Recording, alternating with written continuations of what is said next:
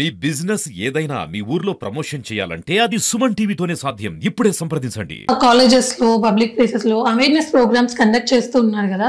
So ఈ awareness programmes విని అంటే ఎవరైనా అంటే చాలా వరకు అమ్మాయిలు అంటే ఇంట్రోవర్ట్స్ ఉంటారు. జరిగింది చెప్పకుండా పరువు పోతుంది, జీవితం పోతుంది, పోలీస్ మెట్లు ఎక్కద్దు, ఇలాంటి థాట్స్తోని చాలా వరకు చెప్పకుండా వాళ్ళల్లో వాళ్ళే బాధపడిపోయి ఉంటారు. సో అలాంటి వాళ్ళు ఎవరైనా బయటికి వచ్చి మేడం నాకు ఇది జరిగింది, నాకు న్యాయం చేయండి అని చెప్పారా మీ అవేర్నెస్ ప్రోగ్రామ్స్ విని చూసి? 100% అండి. అసలు నాకు వచ్చిన కంప్లైంట్స్ అన్నీ కూడా నేను అవేర్నెస్ ఇవ్వడం వల్ల వచ్చిన కంప్లైంట్సే. ఎందుకంటే షీ టీమ్స్ అనేది నార్మల్గా like other police stations type కాదు. ఇది ఏంటంటే సపరేట్గా జిల్లా మొత్తానికి ఒకటే ఉండి దాంట్లో ఉండే స్టాఫ్ కూడా ఆల్మోస్ట్ విమెనే ఉండి మేము ఉండేది కూడా సివిల్ డ్రెస్లోనే ఉంటాం, మఫ్టీలోనే ఉంటాం. సో మేము మా వర్క్ని మేము చెప్పాలి అంటే మాకు ఉన్న స్కోప్ వచ్చేసి అవేర్నెస్ ప్రోగ్రామ్స్. మేము అవేర్నెస్ ప్రోగ్రామ్స్కి వెళ్ళి షీ టీమ్స్ ఏం చేస్తుందో చెప్పడం వల్లనే మాకు కంప్లైంట్స్ వచ్చాయి. షీ టీమ్స్ యొక్క ముఖ్య ఉద్దేశం ఏంటంటే ఎవరైతే కంప్లైంట్ వస్తారో వాళ్ళు ఏదైతే మాతో ప్రాబ్లమ్స్ షేర్ చేసుకుంటారో అది మాకు మా స్టాఫ్ మధ్యలో తప్ప ఇంకా బయట వాళ్ళకి వెళ్ళదు. ఇప్పుడు అమ్మాయి వచ్చి కొన్నిసార్లు కంప్లైంట్ ఇవ్వడానికి కూడా స్టేషన్కి అంటే మా ఆఫీస్కి రాలేని పరిస్థితుల్లో కూడా ఆమెని ఏదైతే ప్రాబ్లం ఉందో అది మేము కాల్ ద్వారా వింటాం. అవసరమైతే మేము ఒక కంప్లైంట్ లెటర్ రాయించుకొని వాట్సాప్ ద్వారా పంపించమని చెప్తాం. ఆ అమ్మాయి మాకు కొన్ని సందర్భాలలో ఫేస్ కూడా చూపించదు. అలాంటి టైంలో కూడా మేము ఆమె ఇచ్చిన కంప్లైంట్ని ఏదైతే ఉందో అది తీసుకొని అవతల పర్సన్ ఎవరైతే ఉంటారో అతన్ని వాళ్ళ పేరెంట్స్ని కూడా రప్పించి ఈ ప్రాబ్లం గురించి డిస్కస్ చేసి ఆ అమ్మాయికి ఆ ప్రాబ్లం మళ్ళీ తిరిగి అంటే మళ్ళీ కూడా అమ్మాయి ప్రాబ్లం అది ఫేస్ చేసేలాగైతే ఉండకుండా మేము చేస్తాం. లేదు అది అప్పటితో కౌన్సిలింగ్తో సెట్ అవ్వదు, మేము చెప్పే మాటలతో సెట్ అవ్వదు అని అనుకుంటే అప్పుడు మేము ఎఫ్ఐఆర్కి వెళ్తాం. బట్ మనకి మోస్ట్లీ షీ టీమ్స్కి వచ్చేవా ఏ అమ్మాయి కూడా మాకు ఎఫ్ఐఆర్ కావాలని కోరుకోదు, ఆ ప్రాబ్లం సాల్వ్ అయితే చాలు అని చెప్పేసి కోరుకుంటుంది అనమాట. సో ఇంతకంటే అమ్మాయి ఏం కోరుకుంటుంది?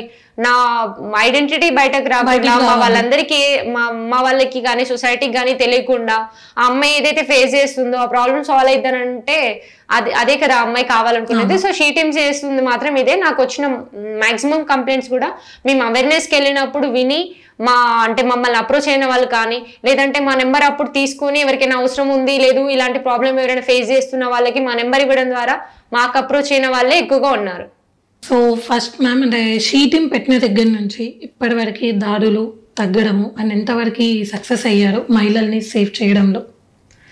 నా దగ్గరికి వచ్చిన ప్రతి కంప్లైంట్కి అయితే మాత్రం నేనైతే న్యాయం చేసిన. వాళ్ళు మళ్ళీ మీరు కౌన్సిలింగ్ ఇచ్చిన తర్వాత మీరు ఈ ప్రాబ్లమ్ని సాల్వ్ చేసిన తర్వాత కూడా మాకు ఈ ప్రాబ్లం మళ్ళీ రిపీట్ అయిందనే మాట అయితే వాళ్ళు చెప్పలేదు. అంటే నాకైతే ఈ సాటిస్ఫాక్షన్ ఉంది.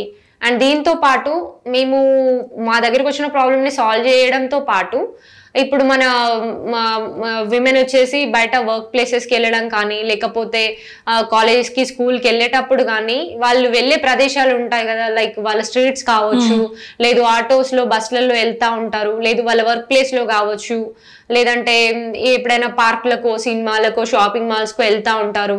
సో ఆ ప్లేసెస్లో కూడా మేము డైలీ వాళ్ళు చెప్పినా చెప్పకపోయినా వాళ్ళు కంప్లైంట్ ఇచ్చినా ఇవ్వకపోయినా మాకు విమెన్ ఈ ప్లేసెస్లో ఎక్కువ తిరుగుతారు, లేదు విమెన్కి ఇక్కడ ఏదైనా ప్రాబ్లం వచ్చే ఛాన్స్ ఉంది అన్న ప్లేసెస్ అన్నిటిని మేము హాట్స్పాట్ లాగా సెలెక్ట్ చేసుకొని డైలీ వాటిని ఏంటి అక్కడికి వెళ్ళేసి విజిట్ చేయడం జరుగుతుంది.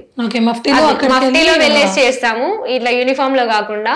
సో సివిల్ డ్రెస్ లో వెళ్ళడం వల్ల మేము జనాలలో కలిసిపోయి ఉండేసి అక్కడ అమ్మాయి పైన కానీ విమెన్ పైన కానీ ఎవరైనా కామెంట్ పాస్ చేయడము లేకపోతే అబ్యూజింగ్ చేయడము లేకపోతే ఇంప్రాపర్ గా టచ్ చేయడము మిస్బిహేవ్ చేయడము అలాంటిది ఏది చేయడానికి చూసినా మేము ఇమ్మీడియట్ గా వాళ్ళని పికప్ చేసేసి కన్సర్న్ పోలీస్ స్టేషన్ అప్పచెప్పడం జరుగుతుంది. అలాంటి సిచ్యువేషన్ ఏదో ఒకటి ఫేస్ చూసే ఉంటారు కదా మీరు మఫ్టీలో ఉన్నప్పుడు, డైరెక్ట్ అమ్మాయిని హెరాస్ చేయడం, అలాంటి ఇన్సిడెంట్ ఏదైనా జరిగిందా? ఇప్పుడు సెంట్రల్ పార్క్స్ దగ్గర కానీ మన మూవీ థియేటర్స్ దగ్గర కానీ ఇలాంటివి మనం ఎక్కువగా చూడొచ్చు. దట్టు విమెన్ గ్యాదరింగ్ ఎక్కువ ఎక్కడైనా ఉన్నప్పుడు ఆకతాయిలు కొంచెం ఇబ్బంది పెట్టే ఛాన్సెస్ ఉంటాయి. లైక్ బతుకమ్మ కావచ్చు, బతుకమ్మ అప్పుడు మన విమెన్ అంతా కూడా అక్కడ ఆడుతూ ఉంటే అంటే గల్లీకి సంబంధించిన వాళ్ళు కావచ్చు వేరే వాళ్ళు కావచ్చు అక్కడికి వచ్చేసి ఏదో కామెంట్ పాస్ చేయడము లేకపోతే టచ్ చేయడానికి చూడడము అలా చూసినప్పుడు మేము పికప్ చేసిన సందర్భాలు అయితే ఉన్నాయి.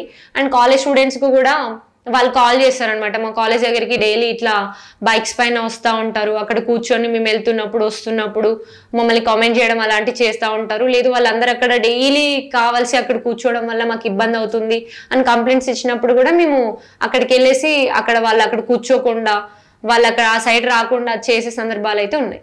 ఓకే, సో అలా వచ్చాక మీరు అలాంటి ఆకతాయిల్ని వెళ్ళి డైరెక్ట్ మనం పిక్ చేసేసి తీసుకొచ్చేసి వాళ్ళపైన ఇమీడియట్ గా పెట్టి కేసు ఫైల్ చేయించడం జరుగుతుంది. అక్కడ వాడు పెట్టిన ఇబ్బంది కనుక ఎక్కువగా ఉన్నట్లయితే ఎఫ్ఐఆర్ కూడా ఫైల్ చేయించడం జరుగుతుంది. బట్ అట్లా దొరికిన వాళ్ళని మాత్రం ఖచ్చితంగా పెట్టి కేసు అయితే వాళ్ళ పైన పెట్టడం జరుగుతుంది, ఇంకోసారి అది రిపీట్ చేయకుండా ఉంటారని. ఈ బస్ స్టాండ్స్ కావచ్చు, రైల్వే స్టేషన్స్ కావచ్చు, ఇంకా ఎనీ వర్క్ ప్లేస్ అక్కడ విమెన్ ఎక్కువగా మంది వర్క్ చేస్తున్నారు అని అంటే మేము ఆ ప్లేసెస్కి వెళ్తాము, డైలీ అబ్జర్వేషన్ చేస్తూ ఉంటాం మఫ్టీలో ఉండి. మాకేదైనా దృష్టిలోకి వచ్చినా లేదు వాళ్ళు కంప్లైంట్ ఇచ్చినా ఇబ్బంది పెట్టే వాళ్ళని తీసుకొని వచ్చి కౌన్సిలింగ్ ఇచ్చి వాళ్ళపైన పెట్టి కేసు వేయించడం అయితే జరుగుతుంది. మేడం ఎక్కువగా మనం చూస్తే టీనేజర్స్ ఇలాంటి కేసెస్ మనం ఎక్కువగా డే టు డే వింటున్నాము. అంటే గృహిణుల పరిస్థితి అంటే ఆఫ్టర్ షీ టీమ్ వచ్చాక బయటికి చెప్పుకోలేని ఇప్పుడు చాలా వరకు చూస్తే అయితే ఇంట్లో వరకట్నం వేధింపులని, లేదా ఈ రోజులలో కూడా ఇంకా కొంతమంది అమ్మాయి పుట్టింది అని భార్యని హెరాస్ చేయడము, సో ఇలాంటి కేసెస్ కూడా మన రీజన్లో జరుగుతున్నాయా? ఇంకా ఇక్కడ మన కొత్తగూడెం డిస్టిక్ అనే కాదు, స్టేట్లో ఉన్న ప్రతి డిస్టిక్లో కూడా ఇంకా మొత్తం ఓవరాల్ ఇండియాలో కూడా విమెన్ హెరాస్మెంట్స్ అనేటి, అది గృహిణుల హెరాస్మెంట్ అనేది ఖచ్చితంగా జరుగుతుంది. వాళ్ళు ధైర్యం చేసి కొంచెం బయటకు వచ్చి చెప్పుకోగలిగితే మనమైతే మన చేతిలో ఉన్నంత వరకు వాళ్ళకి హెల్ప్ చేయగలుగుతాము. షీ టీమ్స్ ఉండడం వల్ల చాలా బెనిఫిట్ అయితే ఉంది. లైక్ కొంతమంది హస్బెండ్స్ ఎలా ఉంటారంటే మమ్మల్ని స్టేషన్ దాకా రప్పించింది, పైన కేసు పెట్టింది అని చెప్పేసి ఇంకొంచెం కోపం ఎక్కువగా ఉండే ఛాన్సెస్ ఉంటాయి. అలాంటప్పుడు షీ టీమ్ కొంచెం బెటర్ గానే అనిపిస్తుంది వాళ్ళకి. లైక్ పోలీస్ స్టేషన్స్ కంటే షీ టీంలో మనం సివిల్ డ్రెస్లోనే ఉంటాము అండ్ మనం కేసు ఏం పెట్టాము, వాళ్ళ ముందు ఫస్ట్ లెవెల్లో కూర్చోబెట్టి మాట్లాడతాము. ఇద్దరు సైడ్ కూడా వాళ్ళ ఇబ్బందులు ఏంటి, అసలు ఎందుకు ఈ విధంగా జరుగుతుంది, మీ ఇద్దరి మధ్యలో గొడవలు ఎందుకు వస్తున్నాయి అని చెప్పేసి మొత్తం అన్ని కనుక్కుంటాం అనమాట. హస్బెండ్ అండ్ వైఫ్ని ఇద్దరిని కూర్చోబెట్టి మీ మధ్యలో ఎందుకు ఇలాంటి ఇబ్బందులు వస్తున్నాయని కూర్చోబెట్టి మాట్లాడేసి వాళ్ళకి ఏదైతే ప్రాబ్లం ఉందో ఆ ప్రాబ్లమ్ని ఎలా సాల్వ్ చేసుకుంటే బాగుంటుందని మేము మా ఎక్స్పీరియన్స్ ప్రకారం వాళ్ళకి చెప్పడం జరుగుతుంది. వాళ్ళని ఫస్ట్ టైం కానీ సెకండ్ టైం కానీ కౌన్సిలింగ్కి పిలిచి వాళ్ళని కలిపే ప్రయత్నం చేస్తాము. ఇక అప్పటికి మా వల్ల కాదు అని అనుకున్నప్పుడు ఎఫ్ఐఆర్ చేయించడం జరుగుతుంది. వాళ్ళకి విడిపోవాలన్న థాట్ ఉన్నది. ఒక ఉదాహరణకు తీసుకుంటే వైఫ్ అండ్ హస్బెండ్ విడిపోవాలన్న థాట్ ఉన్నది. They want to live together life time, కానీ చిన్న చిన్న మనస్పర్ధలు, సో వీటిని మీ వరకే వస్తాయి. అంటే ఎలా సాల్వ్ చేస్తాయి అంటే తర్వాత వాళ్ళు కలిసి ఉండాలి అని అన్నా కూడా ఇప్పుడు మైండ్ సెట్స్ ఎలా ఉంటాయంటే ఇందాక మీరు అన్నట్టుగా పోలీస్ స్టేషన్కి పిలిపిస్తావా నన్ను అని తర్వాత అయినా అమ్మాయి ఫేస్ చేయాలి కదా మిగిలిన లైఫ్ టైం. సో అలాంటి కేసెస్ని ఎలా డీల్ చేస్తారు? మీకు ఇదివరకు చెప్పినట్టుగానే మేము షీ టీమ్ ఆఫీస్ వచ్చేసి లైక్ ఫ్రెండ్లీగా ఉంటుంది అండ్ మేమందరం కూడా సివిల్ డ్రెస్లోనే ఉంటాం కాబట్టి వాళ్ళని ఎప్పుడైతే కంప్లైంట్ ఇస్తారో వైఫ్ అప్పుడు హస్బెండ్ని మేము మర్యాదపూర్వకంగానే ఒకసారి రండి ఈ విషయం గురించి మాట్లాడదాం అనుకుంటున్నాము, మీ ఆవిడ కేసు పెట్టడానికి విల్లింగ్ లేదు, మీతో కలిసి ఉండాలనుకుంటుంది, సో మేము మీ మధ్యలో అసలు ఎందుకు ఈ మనస్పర్ధాలు వస్తున్నాయి అని చెప్పేసి తెలుసుకోవడానికే పిలిపిస్తున్నాం అని చెప్పేసి వాళ్ళు మర్యాదగా పిలిపించి ఎవరికి తెలియకుండా పిలిపించి కూర్చోబెట్టి వాళ్ళిద్దరి మధ్యలో ఉన్న మనస్పర్ధలన్నింటినీ తొలగించి అండ్ మా దగ్గరకు వచ్చే హస్బెండ్ అండ్ వైఫ్ కేసెస్ గురించి చెప్పి ఫాదర్ లేకపోతే పిల్లలు ఎలా ఉంటారు, లేకపోతే మదర్ లేకపోతే పిల్లలు ఎలా ఉంటారు, లేదు సింగిల్ విమెన్ ఫేస్ చేస్తున్న ప్రాబ్లమ్స్ చెప్పడం కానీ, లేకపోతే ఇద్దరు ఉండి ఇలా డిస్ప్యూట్స్ ఉండడం వల్ల పిల్లల లైఫ్ ఎలా ఎఫెక్ట్ అవుతుందని చెప్పేసి వాళ్ళకైతే మంచిగా వివరించి చెప్పడం జరుగుతుంది. మంచిగా కూర్చోబెట్టి కౌన్సిలింగ్ ఇవ్వడం జరుగుతుంది.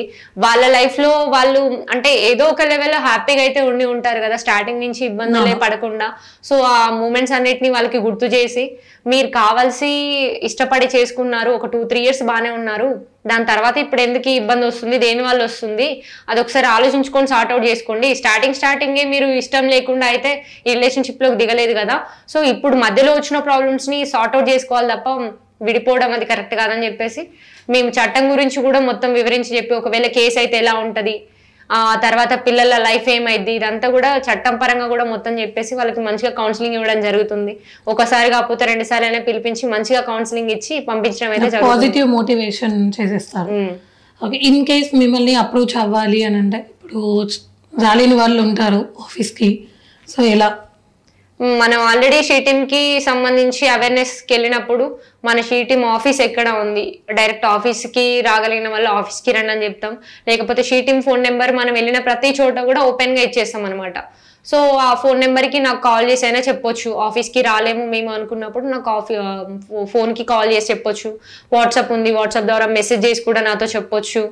లేదు అని అంటే లైక్ కొన్నిసార్లు ఏంటంటే మనం ఇక్కడ ఉన్నాము, వేరే డిస్టిక్ వెళ్తాము, అక్కడ మనకి ఏదైనా ప్రాబ్లం వచ్చినప్పుడు అప్పుడు నా నెంబర్ లేకపోయినప్పటికీ కూడా షీటీమ్కి సంబంధించిన క్యూఆర్ కోడ్స్ మన స్టేట్ మొత్తంలో ఉన్న షీటీమ్ ఆఫీసర్స్ అందరూ కూడా, షీటీమ్ స్టాఫ్ అంతా కూడా మన పబ్లిక్ ఎక్కువ తిరిగే ప్రదేశాలలో ఆల్రెడీ స్టిక్ చేయడం జరిగింది. బస్ స్టాండ్ కానీ, రైల్వే స్టేషన్స్ కానీ, బస్సెస్ కానీ, మూవీ థియేటర్స్ కానీ, షాపింగ్ మాల్స్ కానీ, స్కూల్స్, కాలేజెస్ అన్ని ప్లేసెస్లో మన క్యూఆర్ కోడ్ని అయితే పెట్టడం జరిగింది.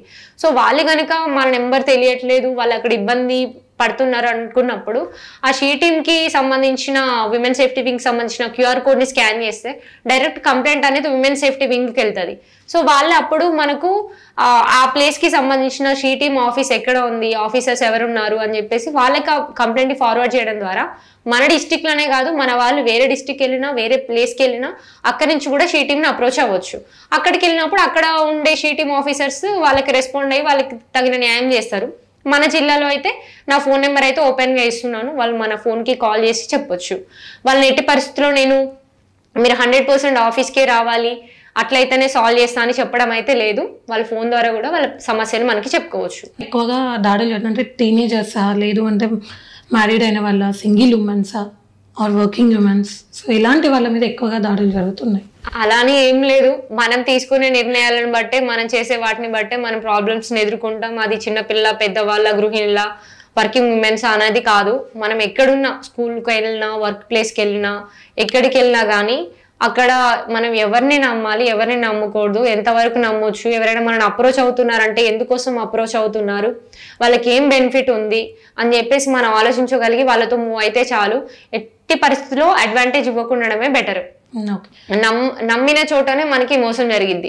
సో నమ్మకుండా ఉండాలి, మనం ఎంతవరకు ఉండాలో అంతవరకే ఉండాలి. ఒకవేళ రియల్గా ఒక పర్సన్ మనని అప్రోచ్ అవుతున్నారు, మనని పెళ్లి కోసమే అన్నప్పుడు అలాంటి పర్సన్ మనతో ముందుగానే ఇలాంటి చాటింగ్స్ చేయడము, ఫొటోస్ దిగడము, ఫిజికల్గా కాంటాక్ట్ అవ్వడము చేయడు. అని ఆల్రెడీ చేసుకోవాలని అనుకున్న వ్యక్తి పెళ్లి ఎప్పుడు చేసుకుందాం, ఏ టైంలో చేసుకుందాం, ఎలా చేసుకుందాం అని ఆలోచిస్తాడు తప్ప పెళ్లికి ముందే ఈ ఫొటోస్, వీడియోస్ అని, వీడియో కాల్స్ అని ఇవన్నీ ఫిజికల్ కాంటాక్ట్ గురించి కానీ ఆలోచించాడు. పెళ్ళైన తర్వాత లైఫ్ అంతా నీతో ఆమె ఉంటది అని తెలిసినప్పుడు ముందే ఇలాంటి చేయాల్సిన అవసరం లేదు. జెన్యున్గా ఒక పర్సన్ అమ్మాయిని చేసుకుందాం అనుకున్నప్పుడు. సో ఒక్కసారి అమ్మాయిలు ఎవరైతే ఉన్నారో వాళ్ళు ఇదే ఆలోచించగలిగితే చాలు. ఎవరైనా మనని లవ్ చేస్తున్నా నన్ను అప్రోచ్ అయితే డైరెక్ట్ సీదా చెప్పేయాల్సిందే. ఇది నేను ఓపెన్గా చెప్తున్నా, పెళ్లి చేసుకుందామని నువ్వు అనుకుంటున్నావు కాబట్టి ముందు మా ఇంట్లో చెప్పి పెళ్లి కొప్పించు, దాని తర్వాతనే ఏదైనా చెప్పగలిగితే ఇలాంటి క్రైమ్ అయితే నాకు తెలిసి ఒక 50% అయినా తగ్గుతుంది అన్న ఒపీనియన్. అండ్ ఇంకా స్కూల్కి వెళ్ళే పిల్లలు కానీ, కాలేజ్కి వెళ్ళే పిల్లలు కానీ, బిలో 18 years ఉన్న పిల్లలు వాళ్ళు అసలు స్కూల్కి, కాలేజ్కి ఎందుకు వెళ్తున్నారు, వాళ్ళకి ఏముంది అని చెప్పేసి కనుక వాళ్ళు డైలీ ఒకసారి గుర్తు చేసుకోగలిగితే ఇలాంటి ఏమి జరగకుండా ఉంటాయి. మనం ఎందుకు వెళ్తున్నాం స్కూల్కి, కాలేజ్ అని కాకుండా మన ఏమేంటో అదంతా పక్కన పెట్టేసి అప్పుడు ఉన్న సొసైటీలో జరిగే వాటికి అట్రాక్ట్ అయ్యో, సోషల్ మీడియాకి అట్రాక్ట్ అయ్యో అప్పుడు ఆ లవ్ జోలికి వెళ్తే కనుక వాళ్ళు ఖచ్చితంగా లైఫ్లో ప్రాబ్లమ్స్ని ఫేస్ చేయాల్సి అయితే వస్తుంది. సో టీనేజర్స్కి ఒక చిన్న సజెషన్ మ్యామ్. టీనేజర్స్కి ఇదే నేను చెప్పినట్టుగానే, స్కూల్, కాలేజ్ ఉన్న పిల్లలు అయితే మీరు దేనికోసం స్కూల్కి, కాలేజ్కి వెళ్తున్నారో దానిపైన ఫోకస్ చేయండి. ఎప్పుడైతే మీ మెచ్యూరిటీ అనేది ఒక లెవెల్లో ఉన్నప్పుడు, మీకు కరెక్ట్ పర్సన్ని చూజ్ చేసుకోగలిగిన అప్పుడున్నప్పుడు మాత్రమే ఒక కరెక్ట్ పర్సన్ని ఎంచుకొని వాళ్ళని పెళ్లి దాకా తీసుకెళ్ళాలని తప్ప ఇలాంటి మధ్యలో ఉండే వీటన్నిటిని కూడా ఎంకరేజ్ చేయకుండా ఉంటే బెటర్. అంటే టీనేజర్సే కాకుండా ఇంటి నుంచి ఒక అమ్మాయి బయటికి వెళ్తుంది, అదే షాపింగ్ కానీ లేదా వేరే ఊరికి వెళ్తున్నారు, సో ఇలాంటి దాంట్లో ఎలాంటి ప్రికాషన్స్, అంటే ఇప్పుడు అమ్మాయిలు కూడా ప్రికాషన్స్ తీసుకొని బయటికి వెళ్ళే పరిస్థితి ఏర్పడింది. సో ఇలాంటి ప్రికాషన్స్ తీసుకొని బయటికి వెళ్తే కొంతవరకైనా సేఫ్గా ఉంటారు. ఎందుకంటే ఎప్పుడు ఎక్కడ ఏం జరుగుతుందో అర్థం కాని సిచ్యువేషన్స్ ఉన్నాయి. సో ప్రికాషన్స్ అంటే ఎప్పుడు మనకు ఏ సైడ్ నుంచి ఎలాంటి ప్రాబ్లం వస్తుందో తెలియదు కాబట్టి మనం ఎన్ని ప్రికాషన్స్ తీసుకున్నా మేబీ అది ఎఫెక్ట్ అవ్వచ్చు, అవ్వకపోవచ్చు. బట్ మనకు ఇప్పుడున్న సొసైటీలో మాత్రం పోలీసింగ్ అనేది చాలా డెవలప్ అయిపోయింది. సో పోలీసింగ్ అనేది చాలా బాగా జరుగుతుంది. ఎప్పుడు చూడు మన వాళ్ళని చూస్తూనే ఉంటారు, మన పోలీస్ డిపార్ట్మెంట్ వాళ్ళని. ఎనీ టైం వాళ్ళు పెట్రోలింగ్ అని చెప్పేసి తిరుగుతూ ఉంటారు. మీరు అన్నట్టుగా అమ్మాయి వెళ్ళే ప్లేస్ కొంచెం ఇబ్బందికరమైంది అని అంటే ఆ ప్లేస్లో ఖచ్చితంగా కూడా మన వాళ్ళు ఇంకెక్కువ టైమ్స్ పెట్రోలింగ్ చేస్తూనే ఉంటారు. అక్కడ ఎంతో కొంత సెక్యూరిటీ అయితే ఆల్రెడీ ప్రొవైడ్ చేసే ఉంచుతారు. మన ఇంట్లో నుండి బయటికి వెళ్ళే అమ్మాయి ఏదైనా ఇబ్బంది కలుగుతుంది, నాకు ఎవరైనా ఇబ్బంది కలుగజేస్తారు అనుకున్నప్పుడు ఇమీడియట్గా 100కి డయల్ చేయొచ్చు. మనకి 100కి డయల్ చేస్తే విత్ ఇన్ 5 minutes లోపే అక్కడ లోకల్ పోలీస్ ఆల్రెడీ పెట్రోలింగ్ లోనే ఉంటారు కాబట్టి ఇమీడియట్ గా వాళ్ళకి వచ్చేసి హెల్ప్ అయితే అందించడం జరుగుతుంది. మనం వెళ్ళే ప్లేస్ని బట్టి మనం ఎలాంటి ప్రికాషన్స్ తీసుకోవచ్చు అని చెప్పేసి ముందే వాళ్ళు ఆలోచించగలిగితే చాలు. ఇంటి నుండి బయటకు వెళ్ళినప్పుడు ఏదైనా సమస్య రావడంతోనే వెంటనే పానిక్ అవ్వకుండా కొంచెం తెలివిగా ఆలోచించి ఆ టైంలో ఆ ప్రాబ్లమ్ని ఎలా సార్ట్అవుట్ చేసుకుంటే బాగుంటుంది అని చెప్పేసి ఆలోచించగలిగితే వాళ్ళ ప్రాబ్లమ్ వాళ్ళు ఈజీగా సార్ట్అవుట్ చేసుకోవచ్చు. లైక్ ఇప్పుడు ఏదైనా ఇన్సిడెంట్ జరిగే ఛాన్సెస్ ఉందనంటే ఆ చుట్టుపక్కల ఉన్న వాళ్ళు ఎవరైనా ఉంటారు కదా, వాళ్ళని వెంటనే కొంచెం బిగ్గరగా అరిచేసి హెల్ప్ అని చెప్పేసి అరవడం, లేకపోతే ఎక్కువ మంది ఎక్కడైతే మనకు కనిపిస్తారో దగ్గరలో వాళ్ళ దగ్గరికి వెళ్ళిపోవడం, వెంటనే 100కి డయల్ చేయడం, అదంతా చేస్తే బెటర్. అండ్ ఇప్పుడున్న కాలేజ్ స్కూల్స్లో ఉన్న పిల్లలకైతే సెల్ఫ్ డిఫెన్స్ టెక్నిక్స్ నేర్పిస్తే మాత్రం వాళ్ళకి చాలా హెల్ప్ఫుల్గా ఉంటుంది. ఆన్ ది స్పాట్ వాళ్ళు ప్రొటెక్ట్ చేసుకునేంత వరకు ప్రొటెక్ట్ చేసుకోగలుగుతారు. అది నా ఒపీనియన్ అండి. అండ్ ఫైనల్లో షీ టీమ్ని ఎలాంటి విషయాలలో అంటే ఎలాంటి ప్రాబ్లమ్స్లో మిమ్మల్ని అప్రోచ్ అవ్వచ్చు? షీ టీమ్స్ వచ్చి మెయిన్గా మనం ఇంటి దగ్గర నుండి బయలుదేరినప్పటి నుంచి మన వర్క్ ప్లేస్ కావచ్చు, లేకపోతే వెళ్ళే ఏ ప్లేస్లో మధ్యలో కానీ లేకపోతే వెళ్ళిన ప్లేస్లో కానీ ఎలాంటి ప్రాబ్లం ఎదుర్కొన్నా వాళ్ళు చెప్పొచ్చు. లైక్ ర్యాగింగ్ కావచ్చు, ఈవ్టీజింగ్ కావచ్చు, కమెంట్స్ పాస్ చేస్తూ ఉంటారు అలాంటివి కావచ్చు, లేకపోతే అబ్యూస్ చేస్తూ ఉంటారు అలాంటిది కావచ్చు, లేకపోతే మిస్బిహేవ్ చేస్తారు అలాంటిది కావచ్చు, ఇంప్రాపర్గా టచ్ చేస్తారు అంటే ఎక్కువ క్రౌడ్ ఎక్కువ ఉన్న చోట వాళ్ళు మిస్బిహేవ్ చేసే ఛాన్స్ ఉంటుంది, ఇంప్రాపర్గా టచ్ చేసే ఛాన్స్ ఉంటుంది అలాంటి టైంలో కావచ్చు. లేదనంటే రాంగ్గా కాల్స్ చేస్తూ ఉంటారు నెంబర్స్ తీసుకొని, లేదు అని అంటే మెసేజ్ పెడతా ఉంటారు, లేదు సోషల్ మీడియా ద్వారా కూడా అంటే మన ఫొటోస్ ఏదైనా ఉంటే మార్ఫింగ్ చేసేసి లేకపోతే బ్లాక్మెయిల్ చేయడం, ఆ టైప్ ఆఫ్ హెరాస్మెంట్స్ ఉన్నా కానీ చెప్పొచ్చు. లేదంటే లవ్ చేయమని చెప్పేసి హెరాస్ చేసినా చెప్పొచ్చు, ఫాలో చేసినా చెప్పొచ్చు. స్కూల్కి కానీ కాలేజ్కి కానీ వర్క్ ప్లేస్కి కానీ వెళ్తున్నప్పుడు ఎవరైనా ఫాలో చేసినా చెప్పొచ్చు. లేదంటే మన స్కూల్ దగ్గర కానీ కాలేజ్ దగ్గర కానీ వర్క్ ప్లేస్ దగ్గర కావచ్చు, లేకపోతే ఇంటి దగ్గర కావచ్చు, ఎవరైనా ఒక అల్లరి ముక్క అక్కడ కూర్చొని ఉండేసి అనవసరంగా వచ్చిపోయేటప్పుడు ఏదైనా కామెంట్స్ చేసినా, మనకి ఇబ్బంది కలిగేలాగా చూసినా, అనవసరంగా వాళ్ళు అక్కడ డైలీ అక్కడ గ్యాదర్ అయినా కూడా అలాంటి విషయాలలో కూడా చెప్పొచ్చు. ఆటో డ్రైవర్స్ కానీ లేకపోతే బస్సులో వెళ్ళేటప్పుడు కానీ ఎవరైనా మిస్బిహేవ్ చేసినా అలా కూడా చెప్పొచ్చు. లేదంటే ఎవరైనా లవ్ చేయమని చెప్పేసి ఇబ్బంది పెట్టినా చెప్పొచ్చు. లేదు ఒక పర్సన్ని నమ్ముతారు, కొంతకాలం లవ్లో ఉంటారు, దాని తర్వాత అబ్బాయి కరెక్ట్ కాదని చెప్పేసి వద్దనుకుంటే ఆ అబ్బాయి ఇబ్బంది పెట్టినా చెప్పొచ్చు. ఈ మెసేజ్ కాల్స్ ఫొటోస్ ఉన్నాయని చెప్పేసి ఇవన్నీ రకాలుగా ఇబ్బంది పెడుతున్నారని చెప్పేసి చెప్పొచ్చు. అండ్ మన డొమెస్టిక్ వైలెన్స్, గృహహింస అది చేస్తున్నారని కూడా షీ టీమ్స్ ని అప్రోచ్ అవ్వచ్చు అండి.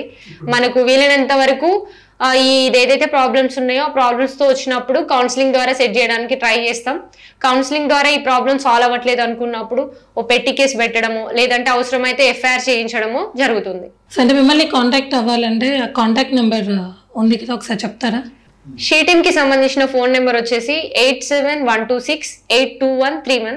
ఈ నెంబర్ కి కాల్ చేసినట్లయితే డైరెక్ట్ నేనే కాల్ అటెండ్ చేస్తాను. మీకు ఏ సమస్య ఉన్నా ఈ ఫోన్ నెంబర్ కి కాల్ చేసి చెప్పొచ్చు.